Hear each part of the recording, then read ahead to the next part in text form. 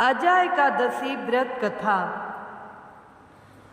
कुंती पुत्र युधिष्ठिर कहने लगे कि हे भगवान, भाद्रपद कृष्ण एकादशी का क्या नाम है?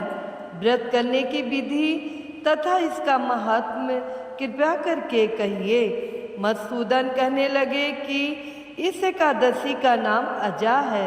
यह सब प्रकार के समस्त पापों का नाश करने वाली है। जो मनुष्य इस दिन भगवान ऋषिकेश की पूजा करता है उसको वैकुंठ की प्राप्ति अवश्य होती है।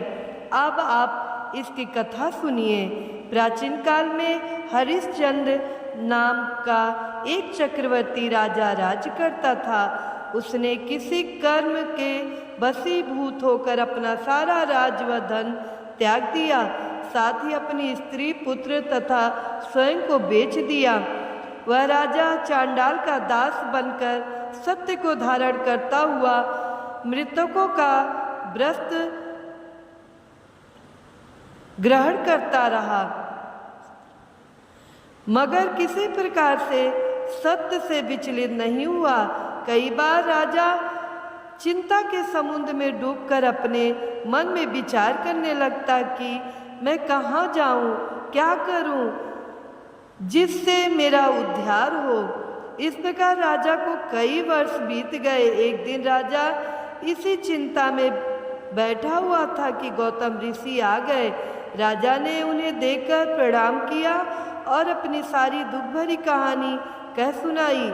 यह बात सुनकर गौतम ऋषि कहने लगे कि राजन, तुम्हारे भाग्य से आज से 7 दिन बाद भाद्रपद कृष्ण पक्ष की अजा नाम की एकादशी आएगी। तुम विधि पूर्वक उसका व्रत करो। गौतम ऋषि ने कहा कि इस व्रत के पूर्ण प्रभाव से तुम्हारे समस्त पाप नष्ट हो जाएंगे। इस प्रकार राजा से कहकर गौतम ऋषि उसी समय अंतर्ध्यान हो गए। राजा ने उनके कथा अनुसार एकादशी आने पर विधि पूर्वक व्रत व जागरण किया। उस व्रत के प्रभाव से राजा के समस्त पाप नष्ट हो गए। स्वर्ग से बाजे बजने लगे और पुष्पों की वर्षा होने लगी। उसने अपने मृतक पुत्र को जीवित और अपनी स्त्री को वस्त्र तथा आभूषणों से युक्त देखा। व्रत के प्रभाव से राजा को पुनः राज्य मिल गया। अंत में वह अपने परिवार सहित स्वर्ग को गया। हे राजन, यह सब अजा एकादशी के प्रभाव से ही हुआ।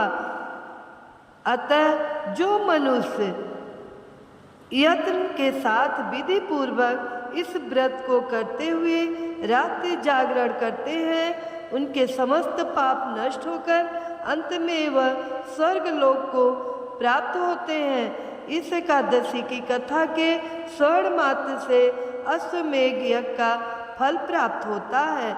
इस प्रकार कहानी समाप्त होता है। तो प्रेम से बोलिए श्री हरि विष्णु भगवान की जय। बोलिए एकादशी अजा एकादशी की जय।